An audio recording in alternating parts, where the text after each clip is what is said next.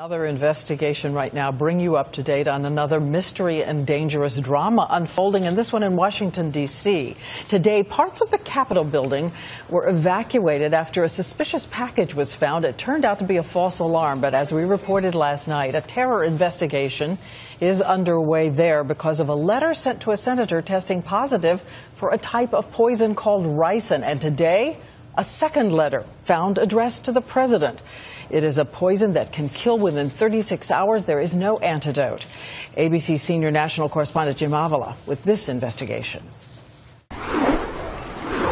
Hazmat-suited inspectors today in Maryland gathering evidence, perhaps linked to a suspected poison-laced letter addressed to the President of the United States and a Mississippi senator.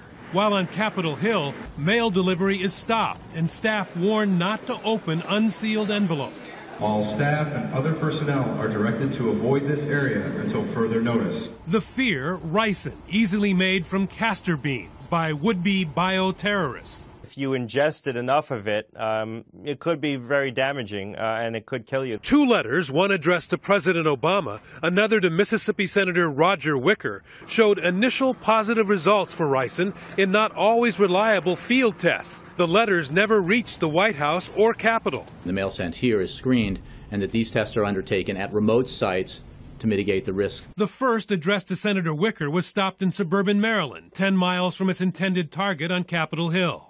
The second letter to the White House was intercepted 6.5 miles away on a military base on the outskirts of D.C.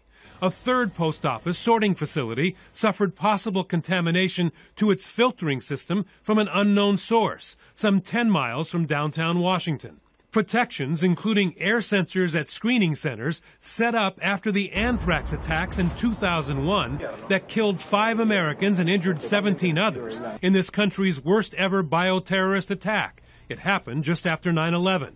Today's apparent attempt, so close to another incident of domestic terror, is an eerie reminder of those frightening days. Now, the FBI is investigating the suspected poisonous letters, both of which contain the same weird, almost indecipherable message. But so far, no suspects. Diane? And Jim, now we want to bring in Richard Clark, an ABC News consultant and who was the National Counterterrorism Advisor at the White House under 2 administrations. Dick, can you trace this envelope containing ricin? We may be able to. Ricin leaves a trail of breadcrumbs, if you will.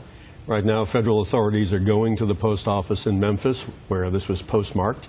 They're going to try to find it there, little traces of ricin, just as we did with anthrax in 2001. In 2001, we were able to trace it back to a particular mailbox in Princeton, New Jersey, with the anthrax. It may be possible to do that with the ricin. So there is hope on that front. No reason to believe there's a connection between that and Boston at this point? There's no evidence, and my gut says this is a coincidence. Let's turn to Boston now, because you've told us that there were a couple of lucky events on this awful day. Well, the 2 main streams of evidence, putting the bomb back together again. Good news there, because the bomb didn't detonate very well, and there's a lot of it left. So a lot of it has already been put back together. And the other stream of evidence is the surveillance tape.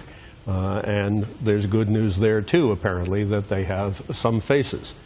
So we may be in one of those cases that gets cracked quickly. Too early to tell yet, but we may know very soon. And in terms of putting it together, you reminded us that they put back together the plane at Lockerbie, Pan Am 103. Pan Am 103 was a 747 that blew up at altitude, spread over 100 square miles. The FBI put that plane back together, just as they are today putting the bombs back together.